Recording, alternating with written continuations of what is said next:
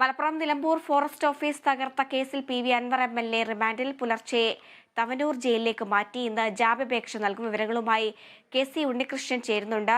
ഉണ്ണി, കഴിഞ്ഞ ദിവസം രാത്രിയോടെയാണ് വലിയൊരു പോലീസ് സംഘം എത്തി എം.എൽ.എ പി.വി. അൻവറിനെ അറസ്റ്റ് ചെയ്യുന്ന ഒരു സാഹചര്യം ഉണ്ടായത്. എന്നാൽ ഈ അറസ്റ്റിനോട് മുന്നോടിയായി പി.വി. അൻവർ മുഖ്യമന്ത്രിക്കെതിരെ പല വാദങ്ങളും ഉയർത്തിയാണ് പോവുകയുണ്ടായത്. ഇന്ന് എന്തൊക്കെയാണ് നടക്കുക? മലപ്പുറത്ത് ആദിവാസി യുവാവ് കാട്ടാനയുടെ ആക്രമണത്തിൽ കൊല്ലപ്പെട്ട സംഭവവുമായി ബന്ധപ്പെട്ടാണ് വലിയ പ്രതിഷേധം പി.വി. അൻവറിന്റെ നേതൃത്വത്തിൽ നിലമ്പൂർ DFO ഓഫീസിലേക്ക് നടത്തിയത്. ആ പ്രതിഷേധം വലിയ രീതിയിൽ തന്നെ അക്രമാസക്തമാവുന്ന സാഹചര്യത്തിലേക്ക് തന്നെ എത്തുകയുണ്ടായി. പി.വി. അൻവർ ഉൾപ്പെടെ അൻവറിന്റെ DMK പാർട്ടിയിലെ പ്രവർത്തകരൊക്കെയാണ് ഈ രീതിയിൽ പ്രതിഷേധവുമായി രംഗത്തെത്തിയത്. എന്തായാലും ആ പ്രതിഷേധം വലിയ രീതിയിൽ അക്രമാസക്തമാവുന്ന സാഹചര്യമുണ്ടായി.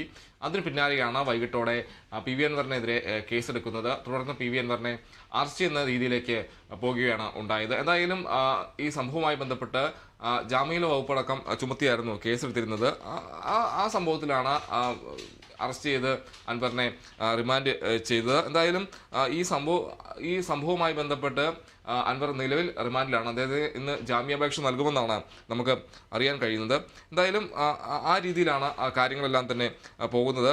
പക്ഷേ വലിയ രീതിയിലുള്ള ഒരു ആരോപണവും മുഖ്യമന്ത്രിക്കെതിരെ പി.വി. അൻവർ ഉന്നയിക്കുന്ന ഒരു സാഹചര്യമുണ്ടായി. ഈ അറസ്റ്റ് മുഖ്യമന്ത്രിയുടെ നിർദ്ദേശപ്രകാരമാണെന്നാണ് പി.വി. അൻവർ പ്രധാനമായും ഉന്നയിച്ചത്.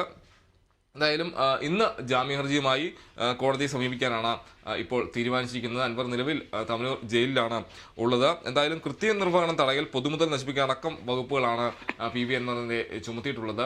വലിയ രീതിയിലുള്ള പ്രതിഷേധങ്ങളെല്ലാം തന്നെ കഴിഞ്ഞ ദിവസം ഈ അറസ്റ്റ് ചെയ്യുന്നതിന് മുന്നോടിയായി തന്നെ അൻവറിന്റെ വസതിയിൽ ഉണ്ടായി എന്നത് ഏറ്റവും എടുത്തു പറയേണ്ട കാര്യമാണ്. നാടകീയ രംഗങ്ങളാണ് അവിടെ അരങ്ങേറിയത്. പ്രവർത്തകരെല്ലാം തന്നെ DMKയുടെ പ്രവർത്തകരെല്ലാം തന്നെ അവിടെ തടിച്ചുകൂടുന്ന ഒരു സാഹചര്യമുണ്ടായി. പോലീസിനെതിരെ രംഗത്ത് വരുന്ന സാഹചര്യമുണ്ടായി. അൻവറിനെ വാഹനത്തിൽ കയറ്റാൻ പോയപ്പോൾ എല്ലാം തന്നെ വലിയ പ്രതിഷേധങ്ങളെല്ലാം തന്നെ ഉണ്ടാവുന്നത് കണ്ടു.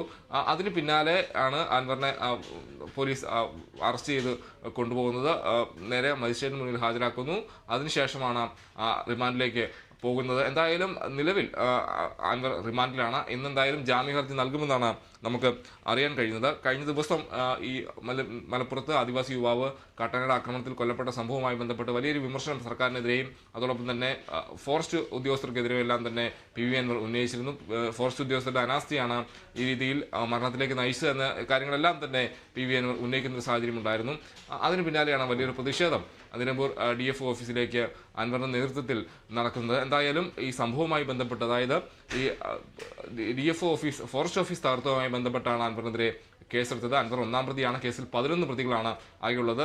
അതോടൊപ്പം തന്നെ അൻവറിനൊപ്പം തന്നെ അറസ്റ്റ് ചെയ്ത 4 പേരെയും റിമാൻഡ് ചെയ്തിട്ടുണ്ട്. എന്തായാലും ഈ സംഭവവുമായി ബന്ധപ്പെട്ട് ഇന്ന് ജാമ്യാപേക്ഷ നൽകുമെന്നാണ് നമുക്ക് അറിയാൻ കഴിയുന്നത്. ഹരിത. ശരി.